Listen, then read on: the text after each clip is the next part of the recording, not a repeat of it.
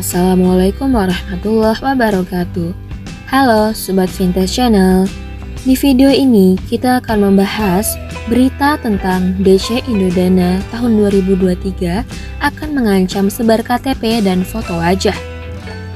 Mendapatkan telepon atau SMS dan DC Indodana tentu bukan hal yang menggembirakan.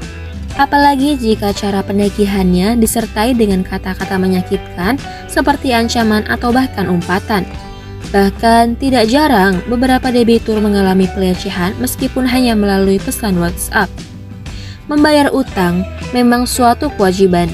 Hanya saja jika cara penagihannya berisi ancaman dan umpatan, tentu hal ini melanggar etika dan norma hukum. Oleh karena itu, para debt collector seharusnya mampu introspeksi diri dan bertindak bijak saat menagih utang. Hal ini berlaku pada debt collector Indodana. Agar melakukan pekerjaan dengan baik, penagihan harus sesuai prosedur dan etika. Hal ini dilakukan agar debitur dapat tenang dan debt collector dapat aman dari sanksi yang diberikan lembaga yang berwenang.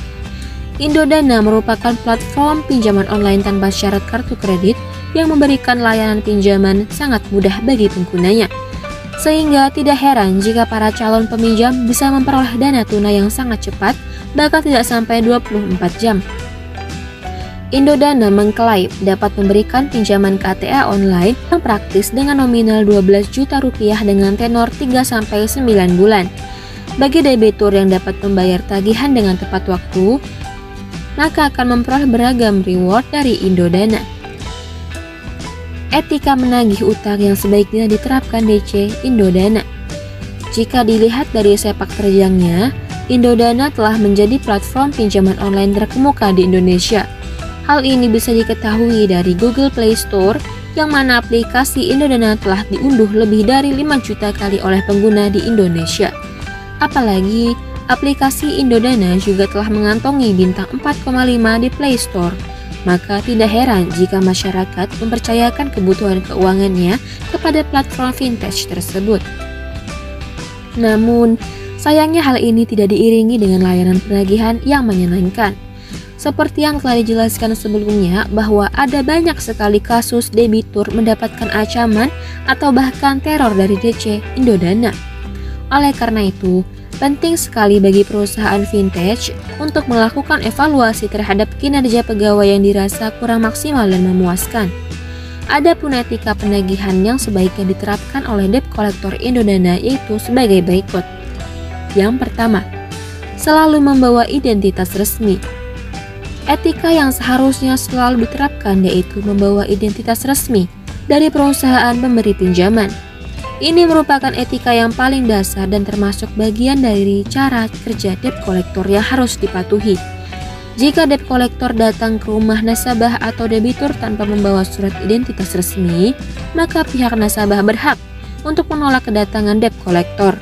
Hal ini menandakan bahwa identitas resmi sangat penting digunakan saat debt collector terjun ke lapangan. Yang kedua, hindari memakai kekerasan atau ancaman. Apabila debt collector Indodana yang menghubungi nasabah bersikap tidak baik, maka Anda tidak perlu cemas. Tetaplah tenang dan beri peringatan kepada debt collector agar tidak melanggar etika penagihan yang telah diatur oleh Bank Indonesia. Nasabah sebaiknya mencatat identitas debt collector beserta hari dan waktu terjadinya peristiwa penagihan tersebut. Catatan itu nantinya dapat dijadikan bukti untuk melaporkan debt collector Indodana kepada pihak yang berwenang. Yang ketiga, tidak menggunakan kekerasan fisik atau verbal. Melontarkan ancaman dan cemooh saja udah dilarang, apalagi sampai menggunakan kekerasan fisik sampai menagih hutang. Penagihan utang tidak boleh dilakukan dengan menerapkan paksaan, baik secara fisik maupun verbal. Yang keempat, tidak menagih ke pihak yang tidak berhutang. Jika debitur tiba-tiba menghilang, debt collector boleh-boleh saja menanyakan kabar atau keberadaan debitur kepada kontak daruratnya. Namun, yang tidak diperbolehkan adalah ketika debt collector melakukan penagihan utang kepada kontak darurat tersebut. Mengingat kontak darurat tersebut tidak berutang kepada Indodana, sehingga debt collector diimbau untuk lebih cermat dan bijak dalam menentukan sasaran pihak yang ditagih. Jadi, saat orang yang tidak berhutang mendapat penagihan hutang dari debt collector, maka orang tersebut berhak melayangkan protes kepada BI atau OJK. Yang kelima, tidak melakukan teror kepada debitur. Penagihan hutang yang dengan cara memanfaatkan sarana komunikasi tidak diperbolehkan untuk dilakukan secara terus-menerus. Ada banyak kasus di lapangan yang menyatakan bahwa debt collector memburu para debitur agar segera membayar hutangnya. Padahal jatuh tempo masih 2 atau 3 hari lagi. Jika nasabah merasa terganggu dengan telepon atau SMS yang dilakukan tanpa henti dari debt collector, maka segera layangkan pemberitahuan kepada perusahaan yang memberikan pinjaman tentang kinerja debt collector yang begitu buruk. Pada dasarnya, tidak sulit untuk menerapkan etika penagihan hutang yang sopan kepada nasabah.